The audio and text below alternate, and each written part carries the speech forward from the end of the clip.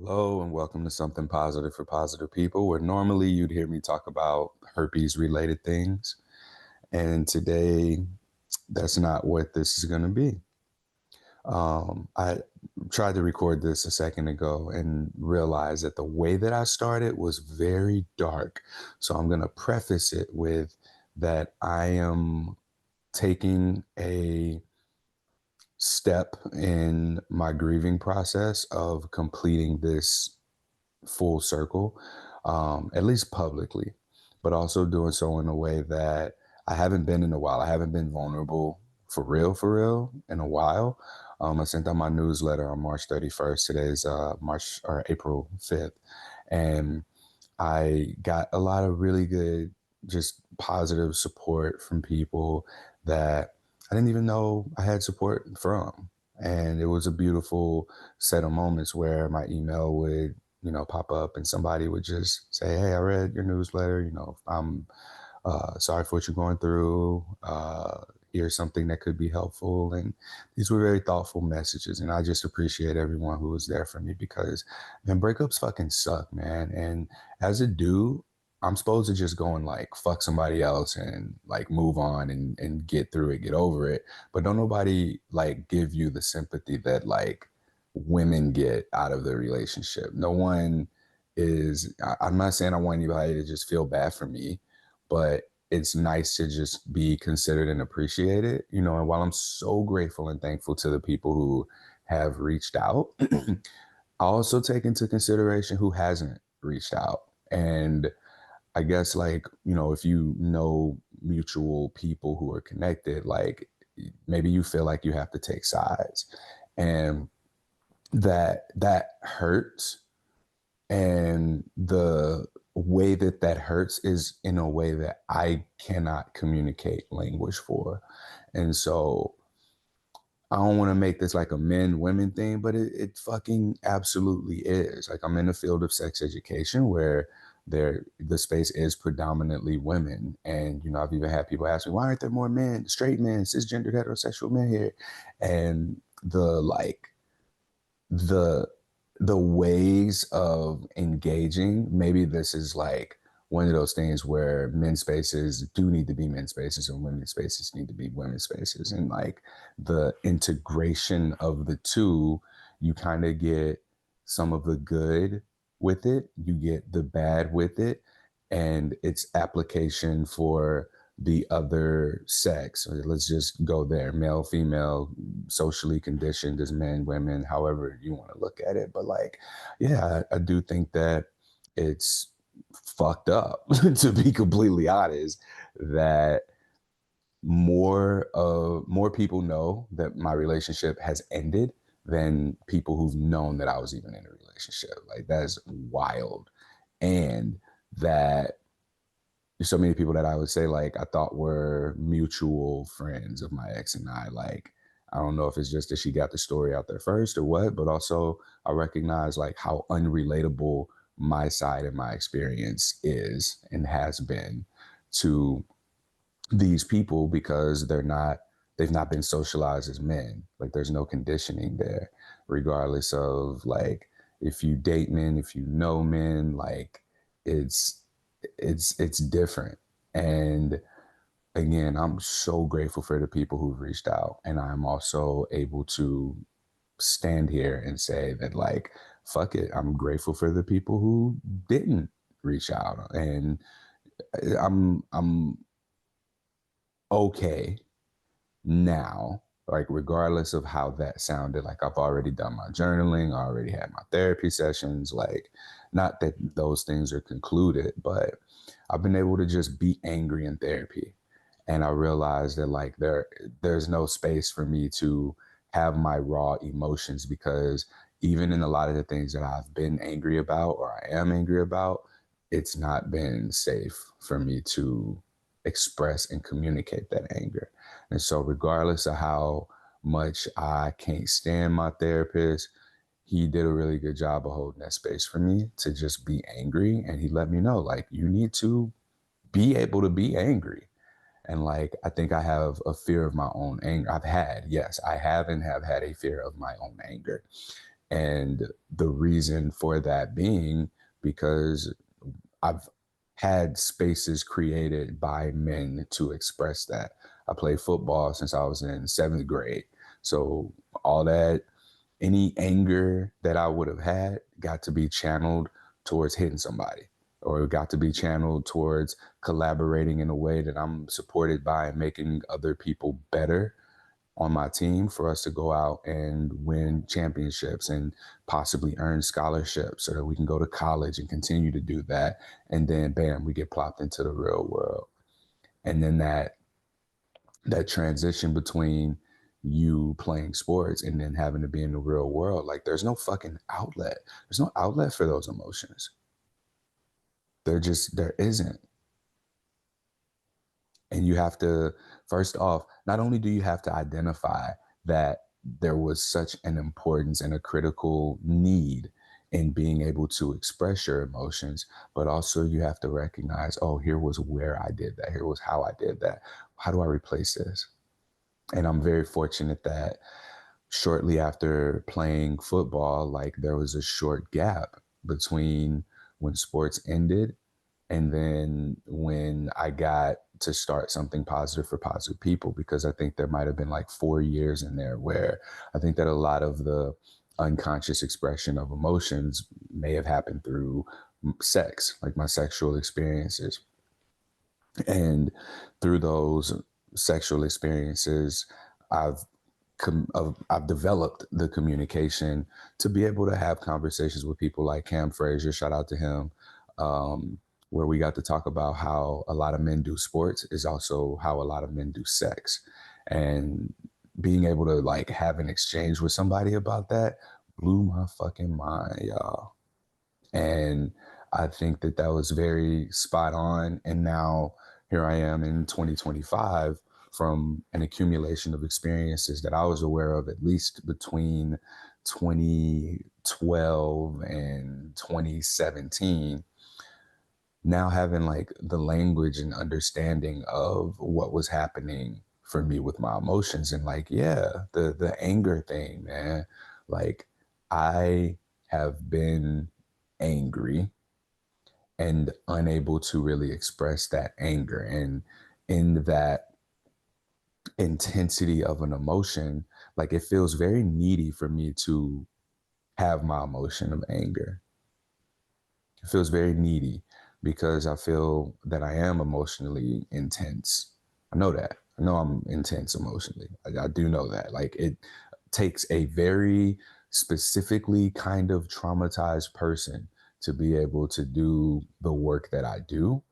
And for me to have accumulated the skills and the connections and everything that I have accumulated over the years to be able to continue to do this and at some type of a consistent basis, I I just lost my train of thought. For me to have been able to accumulate all of these things is low key nothing short of divine everything, divine intervention, timing, all of that. And so I share all of that just to say that, you know, in this grief, they talk about stages of grief, but grief is non-linear. You might be sad, you might be mad, you might always be something that you don't know you are, and then you realize it, and bam, you're there. But this morning, I want to make sure that I remain consistent in posting a podcast episode every week, and I don't have a herpes topic today. Um, I deactivated my podcast website Selfed, which the reason that I did that is because there's a number of reasons actually that I did that. One of the reasons is that it I feel like it takes away, it has taken away, and maybe I'll be able to come back to it, but it takes away from what my capacity is right now for being able to continue to run something positive for positive people. And self was more so for me to just like have a space as a man to just process stuff the way that I am now, like being able to press record on something, have the accountability of doing it once a week. It's like a weekly check-in for myself. A big thing happens over the week, an emotionally intense thing, and then I maybe journal about it, and then I go to self, and then I talk about what that process was like for me. And I've I'm tired. I'm tired of fucking separating my existence. I'm tired of, oh well, this part of me goes here, that part of me goes there. I'm fucking exhausted from it. And as I'm speaking right now, like maybe you hear an undercurrent of emotion in my voice, but yeah, there is. And I feel so good about it and where I'm speaking from, because this feels like, oh, this is in fact a transformation. So I was gonna just start this podcast with that I'm eulogizing my lowercase c self, but I realized that that probably sounded like a suicide note or something, and that is not what's happening. All right, I don't want y'all to know that.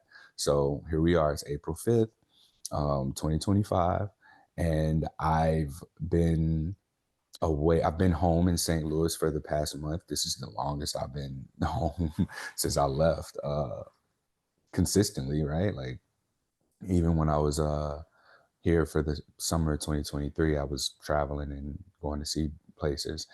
But the point of this podcast episode is letting go, for real letting go, and integration.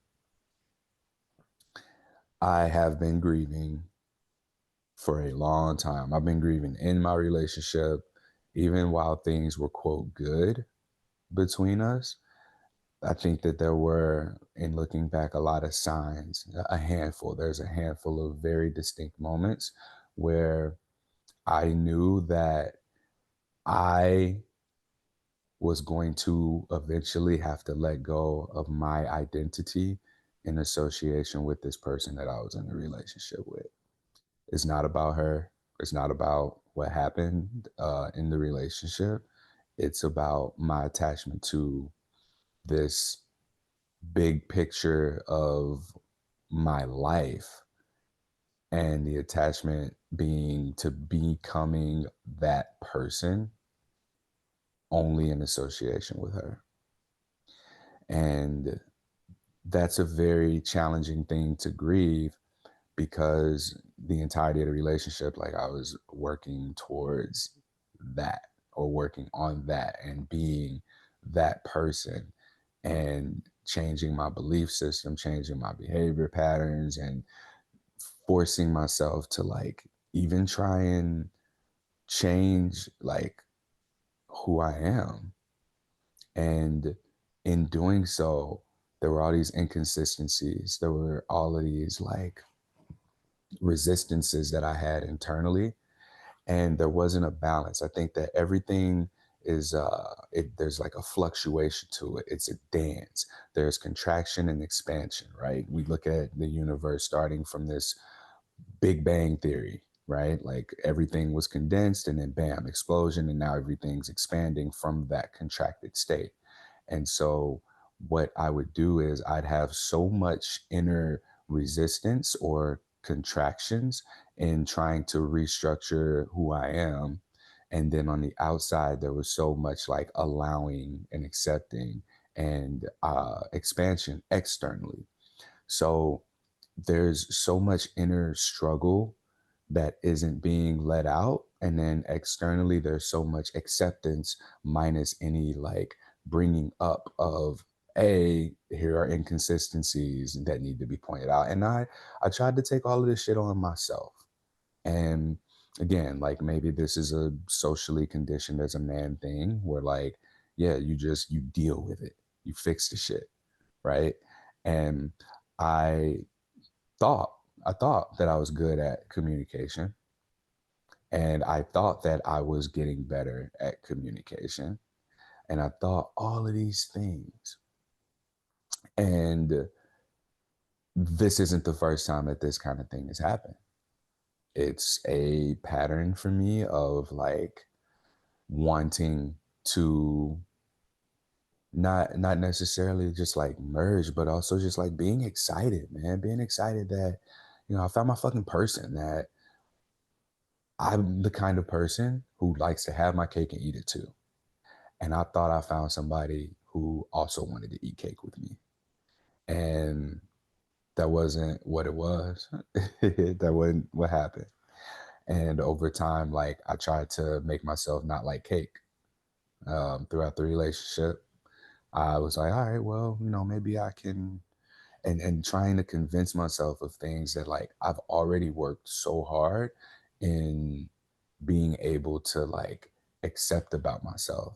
So all this acceptance for myself, I'm meeting with these resistances for the sake of becoming this big picture self person that I only saw in relation to being with this person. And this morning, as I was journaling about this, like I asked ChatGPT, what's that word for what they do at funerals where they like honor the person who passed?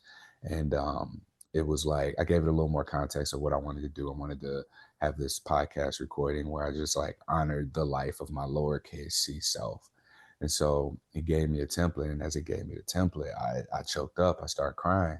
And two tears fall out. And then my mom texted me, can you talk? I was like, how you know I'm crying? And then she called me with some, took me out of being able to feel my feelings. And I think that I do that a lot. Maybe everybody does that a lot, where we're starting to have big feelings or emotions, and then we reach for our phone.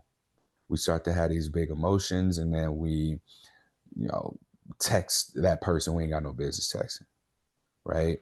And I mean, I use myself as an example here too, where I recognize that because I've done a lot of masturbating over the last like month. I let myself, I was like, yo, this is my coping strategy. Like, I'm just going to let myself do this.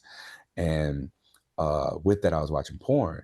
And there was a day, because I'm also listening to No More Mr. Nice Guy Again, which is a book by Dr. Robert Glover that talks about men integrating um, being what it looks like to be a man of integrity. And so one of the things in there that they speak about is not watching porn. They call it healthy masturbation, right? And being able to see like what comes up, what feelings, what emotions, and allow yourself to do it without any external stimulants, but treating it also as like a meditative practice of some sort. So it was just me, my hands, and my coconut oil, and I felt shit. Like that shit was intense, but I recognize that that was probably the most present that I've been with my body during sex. I mean, it was just me, right? But it wasn't performance based. It wasn't contingent on having the orgasm. It was just like something was happening in my body that probably happens all the time when I masturbate or all the time when I have sex. And I was able to feel that. Like I didn't start crying or anything. Like I did think that, maybe there would be a time where I would cry, like just thinking, oh, I used to do this with her. But that's not what it is. Like it's not about her. It's not about the relationship. It's literally about my attachment to who I saw myself being in the future relationship to her. And that's who I have to grieve. And the person that was working up to that, I call lowercase c Courtney. Lowercase c Courtney is probably best described as my inner feminine. Lowercase c Courtney is very impulsive. Lower c Courtney is like, man, I'm not making any money here. Let's move to Portland. And then my higher self, capital C Courtney, is like, whom like does the things to make that happen. Right? Courtney's like, do this. We want to do this. And then capital C Courtney is like, all right, like let's make it happen. And they're very representative of this external seeking of safety and freedom. So lowercase Courtney very much values freedom. Capital C Courtney very much values safety. I think that capital C Courtney is like, There's this thing on the internet. It says you need to be looking out for two people, your 80-year-old self and your 8-year-old self. Like those are only two people that you need to like approve, like have approval from. Would your 8-year-old self look up and be like, Courtney, I'm proud of you? And would your 80-year-old self look back and go, I'm proud of me? So for where I'm at right now, I'm damn near halfway there. But my 8-year-old self is very much that lowercase c self, my 8-year-old self that didn't have any freedom. I grew up in Ferguson, Missouri, and that's not like, this is where Mike Brown was murdered and all the protests started. And it wasn't a bad place to me. Like, I mean, but that's what I knew. So a lot of stuff that is bad to me, I'm like, what? So uh I remember not being able to go past like 3 houses to the left of where I lived and 3 houses to the right of where I lived. And my neighborhood was so like big. It was shaped like an eight. I remember it was shaped like an eight. And we were on foot all the time. And like we'd play frisbee, we'd play basketball at one of our places. And we also like couldn't go into people's houses because my mom was very protective of us. My mom, something happened to her when she was a kid, and she made damn sure that thing didn't happen to me or my siblings. And I didn't have I just didn't have freedom, and I very much valued being able to go around the block. And as I got older and became more independent and I got a bike, right? Like it didn't make sense to just stay on the street where she can come outside and see me. And my mom also, like, she worked a lot of different jobs where she wasn't really at home a lot. And safety was also something that she valued because we had a code for, this was like when caller ID first started.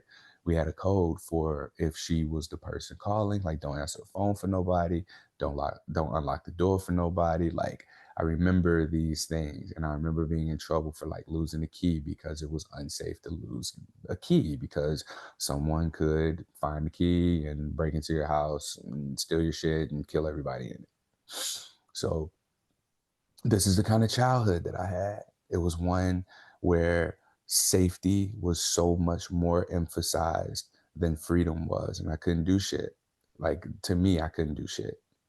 And not being able to do shit for me was very like it felt I think that I might have been a slave in a past life or something because I fucking hate being told what I cannot do. Like in my body, there's an activation of rage. It makes me angry. Not like, illegal stuff, right? But like things that I especially have worked so hard for myself to be able to do. And my 8-year-old self did not have the opportunity to have freedom. My 8-year-old self didn't get to play. I think my little sister was born when I was 7. I think I'm 7 years older than her. I think I'm 7 years older than my sister. And then like that was where I became a big brother. And now like it's not just like my mom having to keep me safe, but also the responsibility of me having to keep my little sister safe from the same things that um, I had to stay safe from. And so this was ingrained in me very young to not really have space to play. And then I guess I can translate this to herpes, but like 8-year-old me being so safe and not having the experiences of freedom gets to high school. And in high school, like I play football, and now I got like an excuse of being able to venture into new territories as long as I got the gas to get to where I need to go and the money to be able to do whatever I need to do there. And I started to venture out. And these lifestyles that were way outside of what was in my little 8-shaped neighborhood became exposed to me, or I became exposed to. And I got to talk to people who weren't in survival mode, who didn't have like to stay within 2 streets of their home when they went outside, because the neighborhoods that they lived in were way fucking different than mine. And I got to befriend these people, and the fucking challenges of understanding and communication, like me and all my friends, we lived with our moms and we saw our dads on weekends. Like that was normal to me. Like when I got around these people, they had both parents in the household, and it was a completely different feel. And it was like, whoa. I remember asking one of my friends, I was like, whoa, your parents together? Like shocked. And this might have been one of the biggest like shocks to me, but like I don't have to do things the way that I've seen people do things. I don't have to do things the way that I've only seen people do things. I've I've watched my grandparents get divorced. I didn't watch that, but I very distinctly remember an event that occurred that my grandmother was living with us, and then my grandmother was not living with us, and it was me, my mom, my granddad. I remember, I don't remember my parents ever like ending the relationship, but to me, they were just never together. Like I always had my mom and I saw my dad on weekends. My grandparents on my dad's side, I don't know how many times he done remarried. Like my grandfather's remarried a few times. And my family, man, like their relationships, like I don't want to just have kids, right? Like I don't care to just like have a baby mama. I don't care to just like have kids out here. The thing that I didn't have was freedom, but I damn sure had safety. Like everybody kept me safe. And I do a real good job with safety. I don't do a great job with freedom. I don't even know if that's the way that I meant to say that. But like I've gotten so many examples of safety just being don't do this, don't do this, don't do this. And when I have so much safety, I don't have freedom. Right. And as an adult, I've come to value freedom in order to feel safe. Like I need to have my freedom in order for me to feel safe. The more I can be free to be myself, the safer I feel. Like I remember I was in college. I remember like I think I was probably the only person talking about, oh yeah, I masturbate in the shower. I take my phone in there, and like everybody laughed, but like that was freeing for me and safe for me. But then I'd end up in relationships with women who would be like, ew, Courtney, that's fucking gross. Like, ew, you watch porn? Ew, you masturbate in the shower? Ew, you, and because of my upbringing, I guess, like that safety was like, oh, okay, well, maybe this is wrong. Maybe I do need to stop doing that. Maybe I do need to stop doing these things. But like, if I like doing these things and I just like don't do them, like or maybe I just won't talk to people about it. Maybe I just won't be vocal about it. Maybe I won't be loud about it. Maybe I won't be myself. And I remember this starting as early as childhood. And I remember it being reinforced when I was in college by, I'd be in relationships with people and be like, yo, do you even fucking like me? Man, and I don't know how relatable that is where, you end up in a relationship because of safety. And then like you feel safe, but are you having fun? Are you able to be who you are? Are you able to like live out your life without having to fucking explain your existence or why you like certain things or why you are the way you are? And this has been such a fucking pattern for me. And this is why, like, I've thought that I've been very selective and picky in who I choose to be in relationships with. And I'm 0 for 4. I've done that shit 4 times. I love being in relationships. The dating stuff, like, I depending on who you talk to about me, like, you might hear something different, but dating is, I'm not good at dating. And one of the things that I've realized, especially recently, is like I don't care to like date and like, oh, let me, do these things, get to know you. I'm gonna date around. Like the transition period between a breakup, like people get on dating apps and they're like, oh, I just got out of a relationship, not looking for anything serious right now.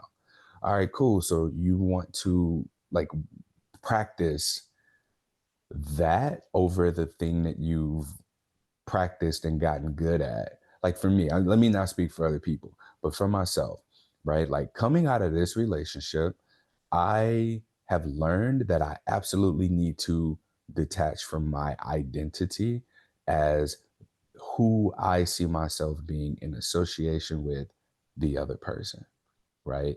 So that's what I have to grieve. If I didn't have to grieve that, it wouldn't be anything to grieve, right? Like my life is actually really fucking good and the most peaceful that it's been for a while. Like me just coming home, being around my people, being around my support system, and having a plan for what my life looks like, still working on something positive for positive people, the developments of what's to come and the skills that I've learned and being able to have networked locally with people and organizations that have always been here. Like the ending of this relationship wasn't about the ending of the relationship. This was 100% about my own inner resistances, especially to coming back home. And this is where lowercase c Courtney comes in because it was like, I got to get out of St. Louis. St. Louis is suffocating. No one here is like capable of or doing the things that I'm doing or that I want to do. And this just isn't my space. I'm not going to find my people here. I'm not going to find, my person here. And don't get it twisted. Like when I talk about like my person, I do know that the kind of relationship that I will be in is one of much more openness than I've had in past relationships. Of like, because I ask everybody, I ask my partners, what do we do one day if I wake up and I decide I want to fuck a dude? How are we gonna handle this? And the way that they respond to that tells me a lot of information.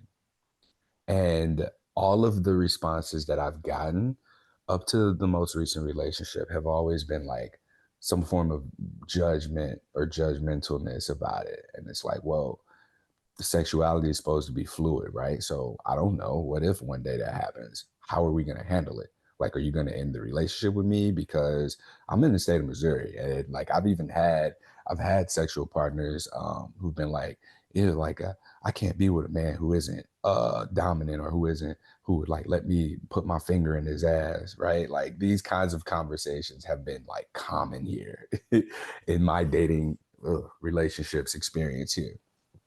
And so yeah, like what happens? Like I guess I need that freedom and to be able to know, like, all right, are you okay with the change? Because to me, that's the most extreme change for me, at least, because like as far as I've known for the last 36 years, I've been straight and I don't foresee that changing. And like lifes and whatever the fuck ends up happening in life ends up happening in life.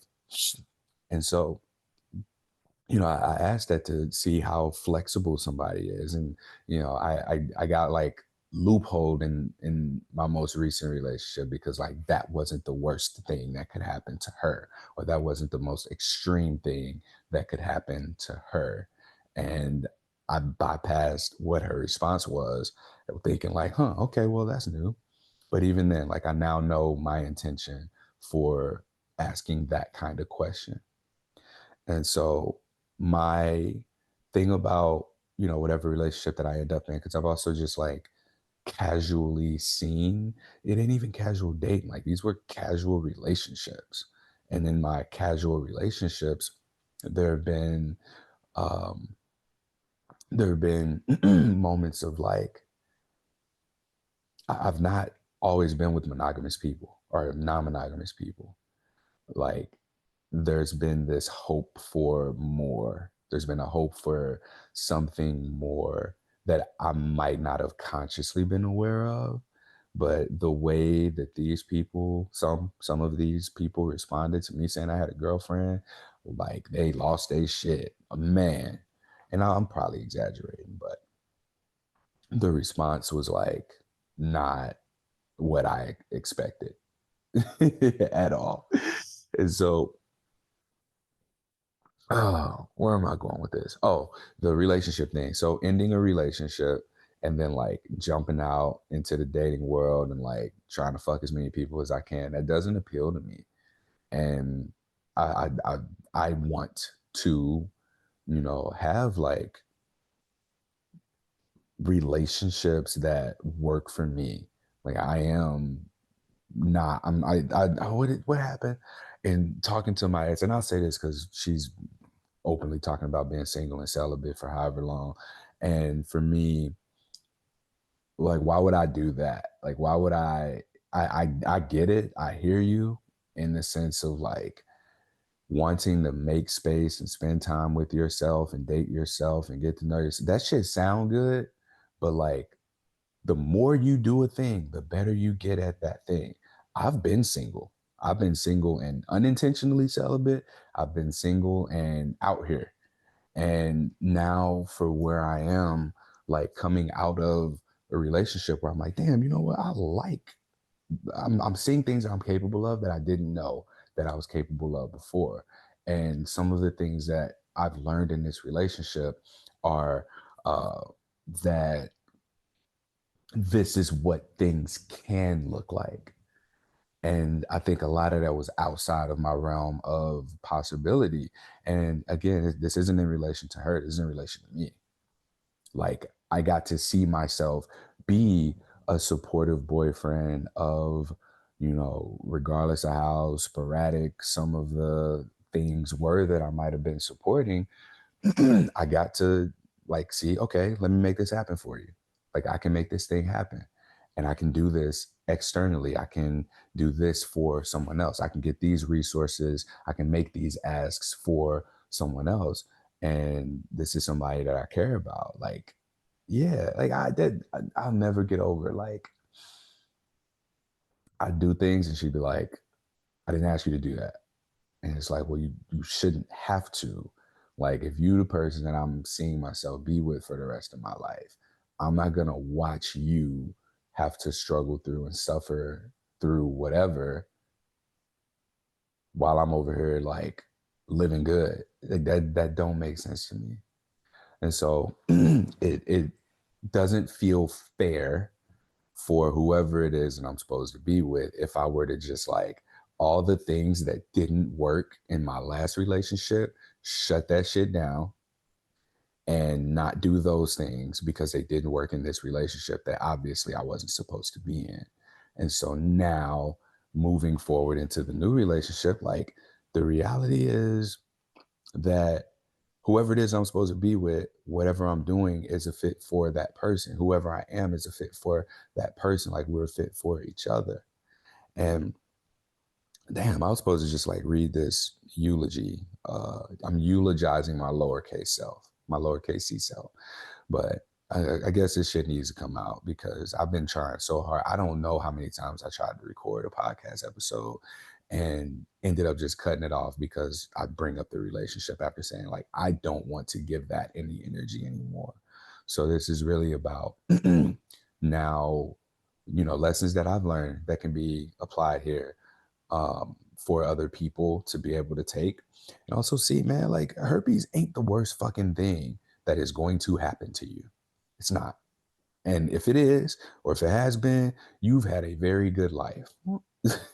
I don't know how many times I said that. I haven't said it a lot, but for real, man, if herpes is the worst thing that happened to you, you had a real good life. So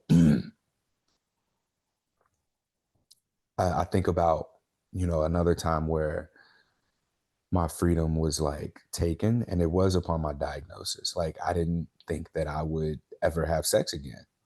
Who's going to want to have sex with somebody who has herpes? So during that time, like, I was focused on just working, going to work, getting the money, and then like the universe presented me with the people who didn't mind that I had herpes. But these people weren't like, well, I tried to be in a relationship, and then I met someone who had herpes, and then, right, like all that stuff. But my sexual freedom was taken away from me. I perceived it as that. And as my sexual freedom was taken away from me, like I had to find other ways of being able to explore that part of myself. And this is one more of those things where it's like, I'm angry. Why did this happen to me? I didn't have those emotions, but those emotions were driven into my shadow, and my shadow has come out during sex. Not to say that I'm like, doing fucked up shit to people, but like the intensity and the passion is like there. And sex might have been unhealthily used as a vehicle of expressing the same emotions that I would have expressed in playing sports, in competition, right? So that repressed anger may have come out as people pleasing. Like, oh, well, let me do this for you. Let me be nice to you. Let me do these things for you and your family and the people around you, right? And I never really made that connection of like an intense emotion like anger being linked to people pleasing. But I think that I think that I think that that's what it is. I be getting chat banned on Call of Duty for when I fumble through words. I don't say that F word. I don't say the R word. These are the things that people get banned for. But I stuttered over saying pizza box or something, and they chat banned me for 14 days. And then I'm on my third one from not even saying anything fucked up. So I'm working on my tone of speech so that people can understand me, so that the AI doesn't pick up me stuttering and then discriminate against my ass and chat ban me. So anyway, I reconnect with my sexuality in a way that this motherfucking episode all over the place. If you stuck through to this point and I ain't even got to the thing that I came here to do, thank you. I appreciate you, because not everybody wants to listen to Courtney. And not everyone's able and willing to hear all of what I'm trying to say as I try and process the thing. So thank you for giving me your attention for this long. All right. Skipping all that shit. Hopefully everything is closed out full circle. But today we honor the life of the lowercase c Courtney.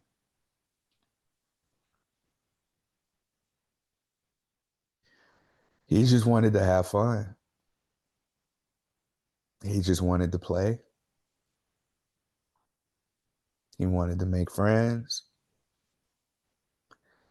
He wanted to always play. If I could compare Courtney to somebody, lowercase Courtney, I don't know who I compare him to. But I know he wanted to play. Like, that's all he wanted. He just wanted freedom. He just wanted to play. He wanted to go outside those three houses to the left, three houses to the right. He wanted to be out past when the street lights were on. He wanted to be able to ride his bike into the other neighborhoods. He wanted to be able to make mistakes and not have the consequences be so fucking detrimental.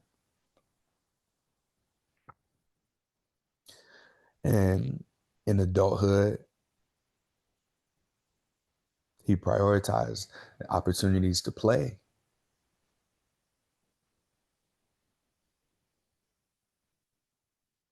He maybe put himself in a handful of dangerous positions. He may have, in his curiosity, discovered his own like limitations of freedom. But it never stopped him from pushing those boundaries and pushing those limitations. It's very impulsive, very impulsive. Like, oh, I like it here now that I visited. Let's figure out how let's move here. Let's move here. And lowercase Courtney kept capital C Courtney busy behind the scenes, just manifesting and making possible all of the cases, scenarios for lowercase Courtney to be able to play, to be able to have fun, to be able to dance, to be able to freestyle rap battle himself in the shower, for him to go to the beach and just like sit, to want to just like have conversations with people, talking to strangers, and sex. Lowercase Courtney really enjoys sex. And like there's not really much more to put into that. Like that's just the case. Like it's play. Like someone wants to play. And we don't have to like, I mean, toys are cool, but like we don't have to go to the bar and get drinks to be out in public in a space. Like rent's paid, so we can play it here. We can play literally almost anywhere where it's legal or where it's not illegal, I guess. But that was Courtney's play, like getting herpes and thinking like no one's gonna want to play with you ever. And then learning that, oh shit, despite having herpes, people are gonna want to play. And there's these different ways of play. And there's all these like things that you get out of play. And that's all Courtney lowercase c wanted to do, was just play. He was so curious. He didn't give a fuck about being in survival mode. He was love. He was extroverted. What I loved, what I loved about lowercase c Courtney the most is that no matter how many times he fell on the playground, he got up and he played again. He continued to play.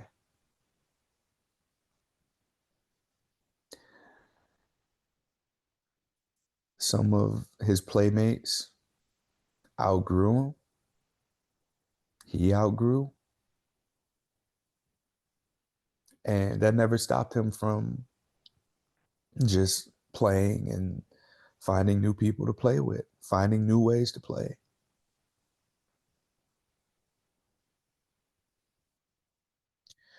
And, you know, we call that failure when things don't go the way you want them to go. But lowercase Courtney had never, never just given up, never looked at it as failure. You just keep playing. You just keep playing. Oh, you can't play over here anymore? Okay, we'll go over here and play. Oh, this person doesn't want to play with me? Okay, I'm gonna go play over here.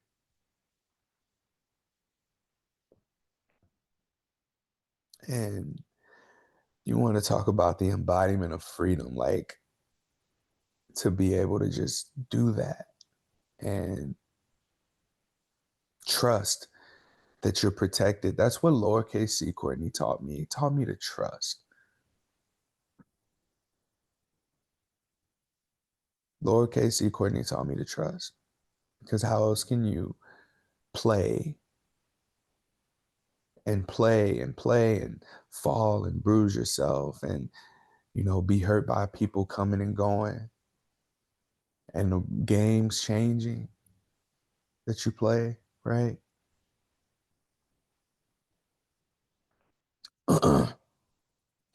That's what I loved about him. And that he's extroverted. Lowercase c Courtney is very extroverted.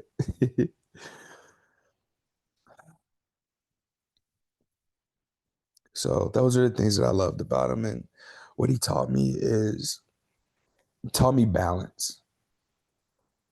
He taught me balance. He taught me that I don't have to stay in survival mode. I don't have to just do my best to make money. I don't have to work fucking 7 jobs. Like, I was teaching medical students to give genital exams. I was working as a standardized patient. I was hosting a podcast, doing these trainings with health professionals, in webinars, and doing the conferences and speeches, the talks, whatever you want to call them. I'm doing the one-on-one support calls. I was teaching yoga. I'm in yoga therapy training. I was in yoga teacher training. Tried to teach yoga classes. Tried to put events together. Trying to run programs for something positive for positive people, and run a whole ass other nonprofit self and put together symposiums for that and teach yoga through that and try and tap into the space of men's emotional wellness. And I fucking took away lowercase Courtney's ability to play for about 2 years. I have not let lowercase c Courtney play. Not 2 years, a year and a half. Because I somehow convinced myself that all that work was so much more important. My identity as who I saw myself as in the future, a husband, a father, partner. I convinced myself that that thing way out in the future was so important that Courtney, lowercase c, was not important.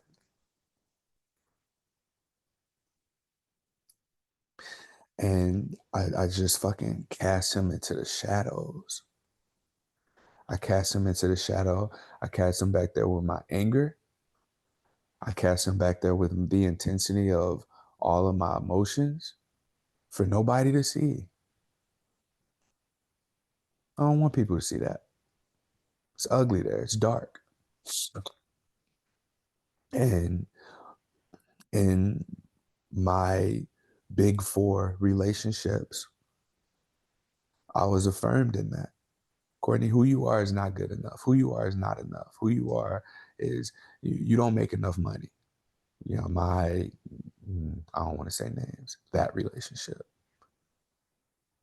Courtney, you want too much for yourself. You're too ambitious. Courtney, I'm jealous of you that you found what you should be doing, want to do in life, and I haven't. And now, like, questioning, like, why are you the way you are? All of these things just, they made me push lowercase c Courtney into the shadows.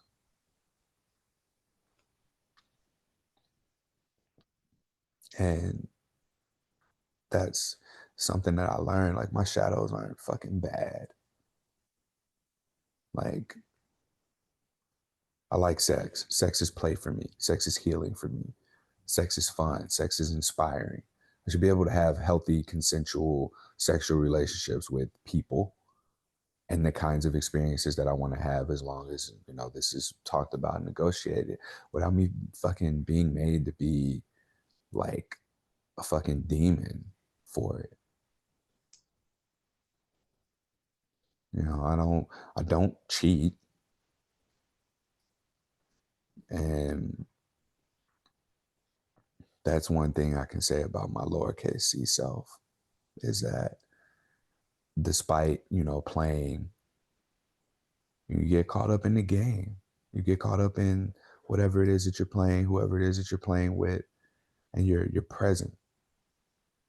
So, like, maybe stepping out and communicating certain things, or communicating them in the way that they need to be communicated, doesn't happen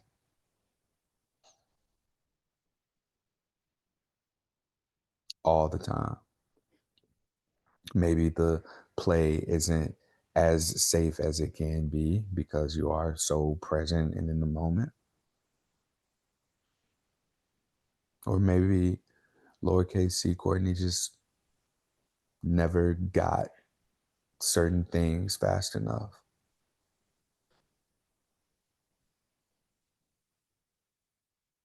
Or maybe lowercase c Courtney kept getting stopped. Like, hey, don't play like that. Play like this. Oh, okay. So let me unlearn what I learned and learn what I learned. And maybe also there was just a transition period for lowercase Courtney in all of his play that he got pulled out of the present. And maybe harm was caused because of his inability to be present with multiple things at a time.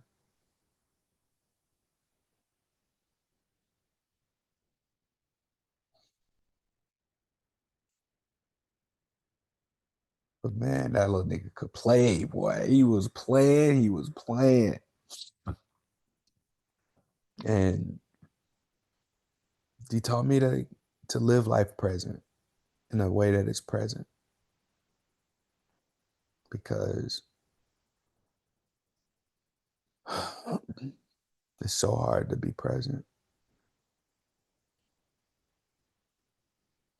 There's always something to be done. There's always something going on. There's always somebody who needs Courtney, and they don't need lowercase c Courtney. They need the other version. But man, lowercase c Courtney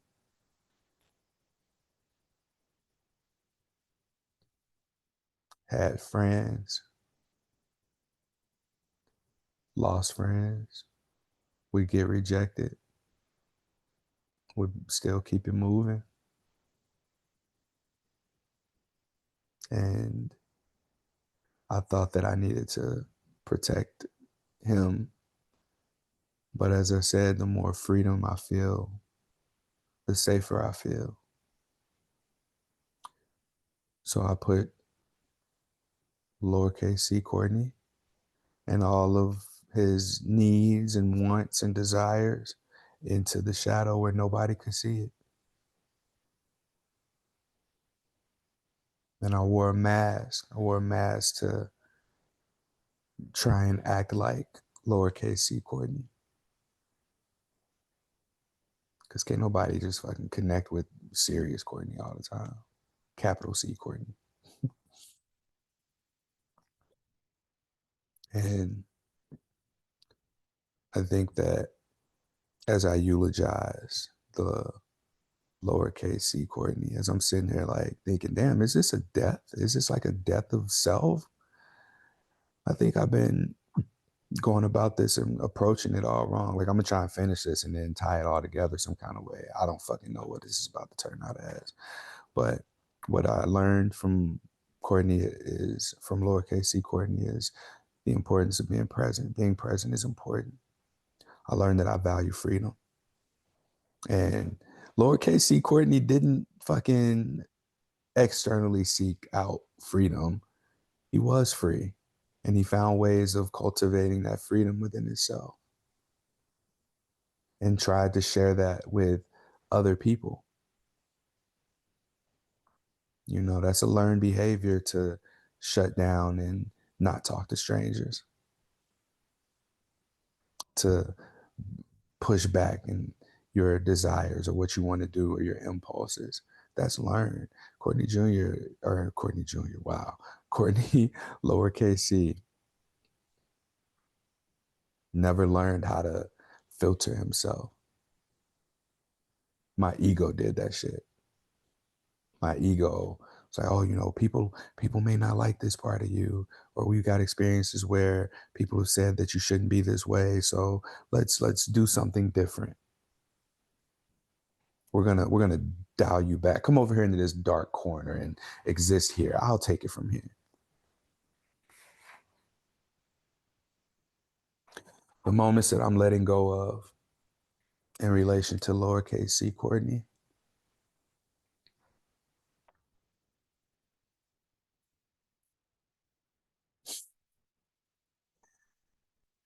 I'm letting go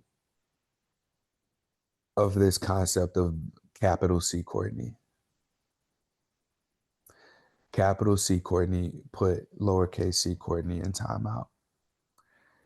Capital C Courtney put lowercase c Courtney into hiding capital C Courtney put lowercase c Courtney while keeping him safe, like kept him in these boundaries and limitations and held him to expectations that ain't even fucking his.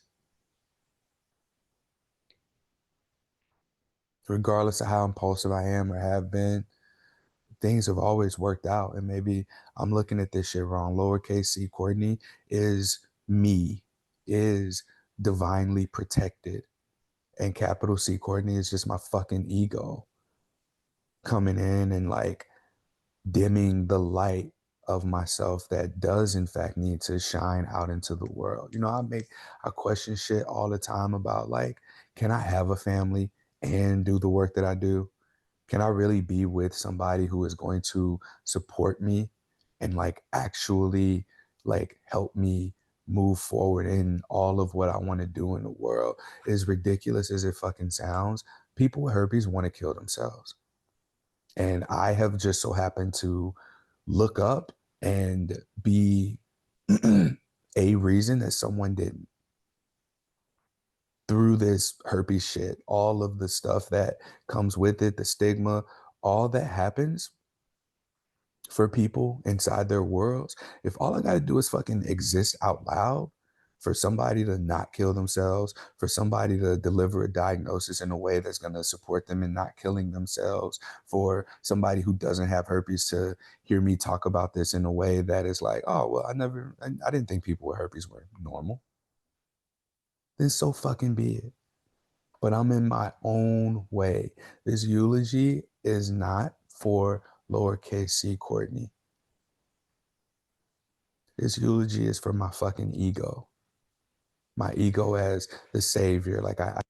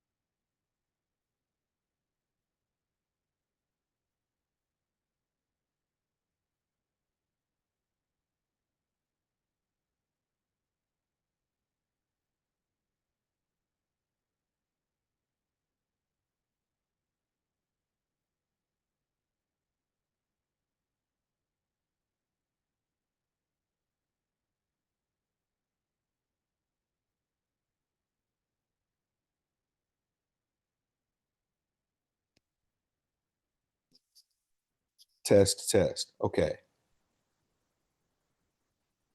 My mic died. I don't know if any of that recorded. Okay, so I have a second mic that I'm using here now. Wow, that is embarrassing. I'm not editing that either because I was in the zone. Y'all actually got me with some tears and shit. But anyway, this is my ego. This is the eulogy of Courtney's ego because my capital C self was a personified version of who I thought I needed to be in relationships or in like my like one-on-one relationships with the person that I'm like trying to make a family with. And I've done that shit. I'm 0 for 4. I'm 0 for 4 on that. And that shit ain't working. That shit is not working. I've not been able to just be me, be accepted for who I am and flaws and all. Like, I'm a fuck up. I will. And one thing about me is I don't fuck up twice. I don't, or not the same way. Let me not say I don't fuck up twice, but I don't fuck up the same way twice. I don't do the same thing twice. But there are patterns that have created, new forms of expression in the relationships that I've had. Like I've seen the patterns. So look, now I'm paranoid. I'm checking this battery. I think we good. Um, so I gotta let go of the moments that I need to let go of are me trying so hard to stay when I need to go, me fighting what's happening in my body, me being inconsistent in who I believe myself to be and what, I think I need to do, trying to be liked by everybody, trying to win people over. I gotta let all this shit go. And that's ego. That's not like a bad ego kind of thing. It's ego in, oh, I'm so good. That's what Dr. Glover said. He said the I'm so good nice guy. And then the I'm so bad nice guy.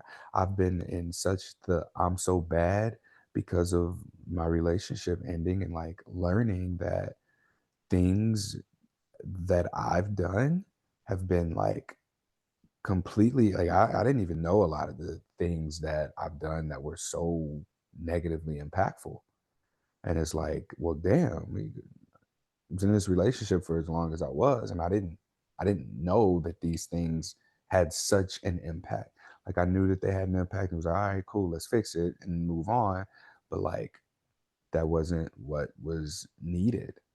And my ego of I'm so bad, nice guy has been having me linger in my badness in from the lens of one person, of somebody that, if I was just being who I was, I wouldn't even been with. And that's the reality. Like my ego turned me into somebody that I don't recognize in response to just being attached to the big picture outcome in association with this person that's showing me freedom and safety in different ways that of course I'm going to integrate for sure, but also in ways that like i I can't be with nobody who don't like me. I can't be with nobody who don't like me as I am, who feel like they want to change me. And I can't be with nobody who I can't even I've spent so much time just trying to like, again, ego, create what the problem is so that I can just say that I fixed it. And the reality is that there might not have really been problems. It's just that we're different people. We're different people, and my ego tried to make me somebody different that was more fitting in order for me to be able to be in this space of being that person that I saw myself as. The big C Courtney, capital C Courtney. Capital C Courtney was never real.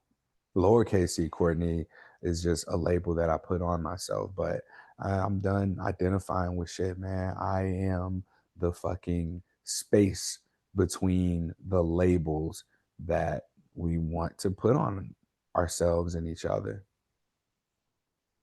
And shit, even that's an identity to have to let go of. But like, that's where I feel more identified with.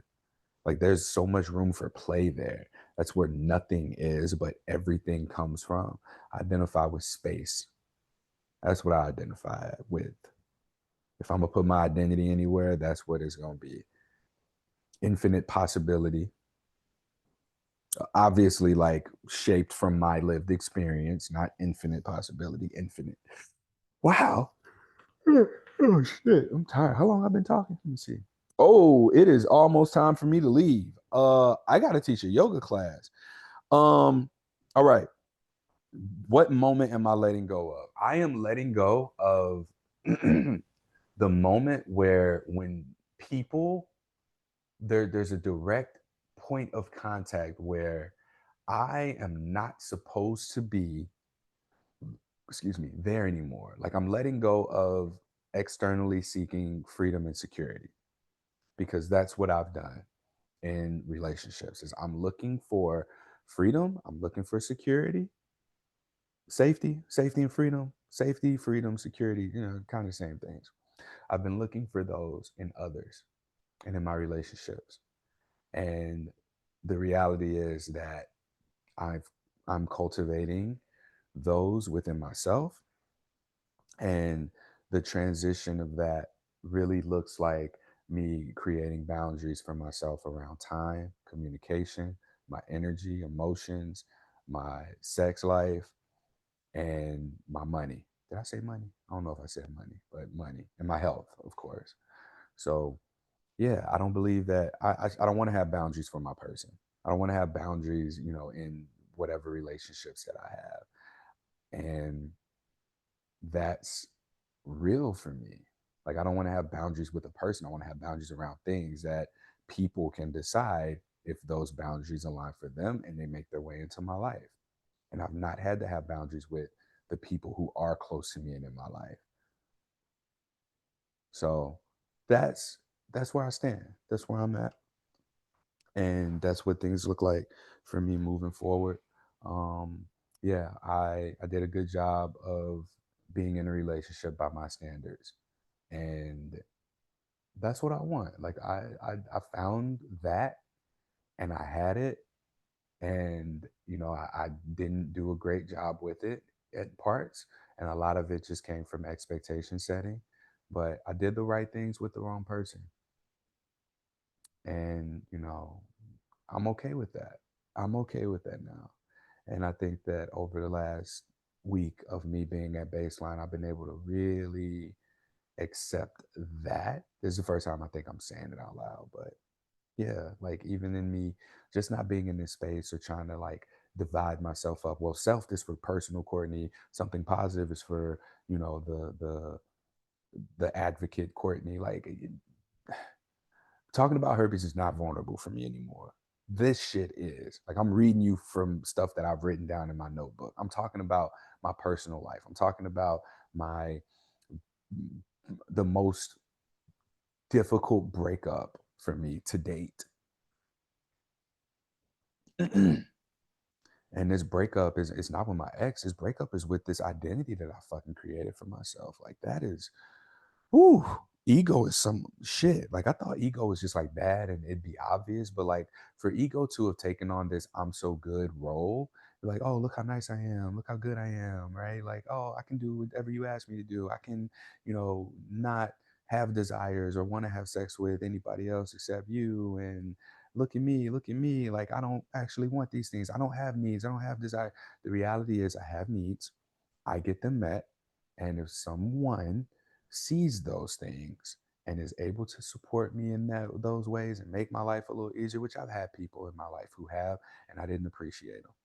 And I was not able to receive, and I've been emotionally unavailable to be able to receive and reciprocate, because it's always felt like I've not had enough to give back. And I do. And I've thrown it in the fucking shadows. So, playful Courtney, I welcome you back. And we're gonna do stuff right, we're gonna do stuff wrong, but I am integrating all of that in which I have casted into the shadow, I am integrating myself back here so that I can play, so that I can smile, so that I can radiate that positive ass energy that people have been drawn to, that's created these opportunities and the spaces for me to be able to fucking thrive and not survive, for me to have the safety that comes from me being freely expressive and being free in my fucking thoughts, my opinions, and being able to go into my podcast and share what I'm really feeling without the fear of like saying the wrong thing or something being misinterpreted and like triggering the fuck out of somebody and that causing issues. I'm not doing that shit no more. Like I am liberating myself through this eulogy. So I guess this isn't like a death of, my identity of me, but it's a death of my identity created from the expectations of someone else of me and the unset and unspoken expectations that I had on myself that manifested as the ego. So that's it, man. Like I don't know, this feels like a killing of the ego more so than like reading the eulogy and seeing it off. But yeah, I thought this was one thing and it turned into something else. So I'm so grateful for this space to be able to process things like that. Um, yeah, I'm letting go of other people's expectations of me.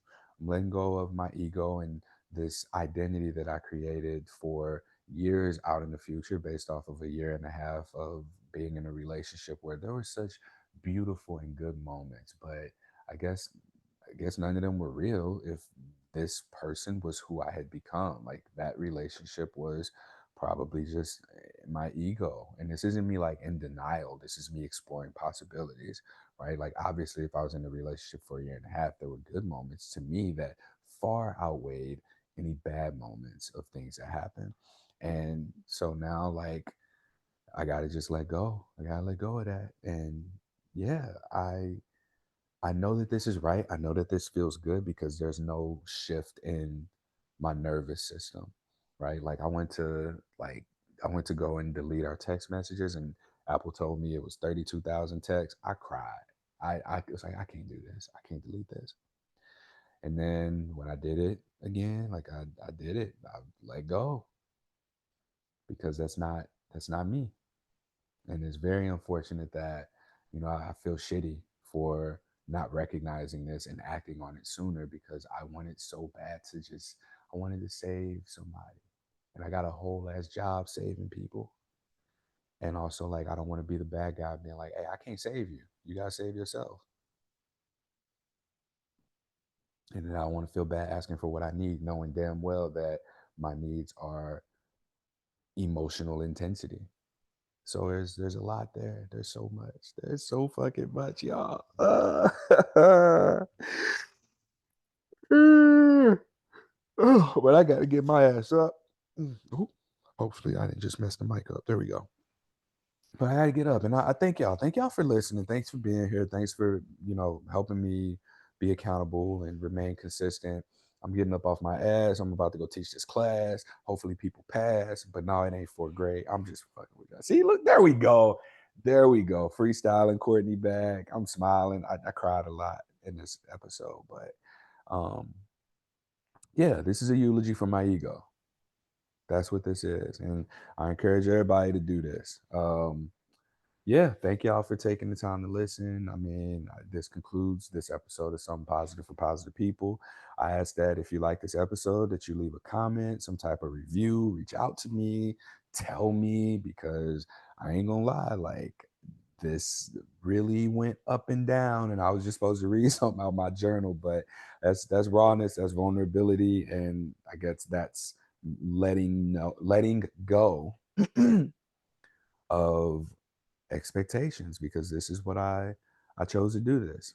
And choice is something that I find myself being more and more empowered through and from, and that's what we're doing. Oh, so this case, I need to play around with this case. Yeah, if you haven't already, you can donate. I have a webinar coming up for herpes disclosure workshop. or it's a webinar, herpes disclosure webinar, where I'll be teaching people how to disclose their herpes status. It's virtual. It's going to be May 23rd, which is the 6-year anniversary of Something Positive for Positive being a nonprofit. It's a Friday night, so you can pregame if you want. You can do whatever before you go out, if that's what you're going to do. I am also not hosting the conference anymore, the Something Positive for Positive People Herpes Stigma Minimization Conference, because I just haven't been in a good place to be able to really plan for it. And yeah, that's it for now, man. Like, thank y'all. If you want a one-on-one support call, hit me up. I'm teaching yoga. I'm a yoga therapist in training. So if you want to work with me and do this kind of thing that I just did, I left the yoga out of it, but there are yoga concepts that align with this. The yamas and niyamas, the internal and external, like ethics. And the one that I touched on today was not, I don't think it's brahmacharya. Maybe it is brahmacharya, but the concept is non-attachment. A parigraha is non-attachment. Um, and that was really what this was. It was just me processing it. So if it was somebody else, I'd probably just ask you some questions and like led us to what the attachment is, so that we can work through the grief in such ways. That's what I'm going to put up around. I'm going to put up like yoga philosophies so that I can glance at them and remember. That's what I'm missing. All I got to do now, I got a couch in my apartment, y'all. Everything's like together. All I need to do is have my dad help me put this wall mount up so I can put a TV up, and then I can start watching. Oh my God, where's a plug? Damn. If I put a TV on the wall, I don't know that I have a place for a plug outlet, because there's a fireplace. All right. Anyway. All right, y'all. Till next time. Thank you. Thank you so much. Thank y'all for being here.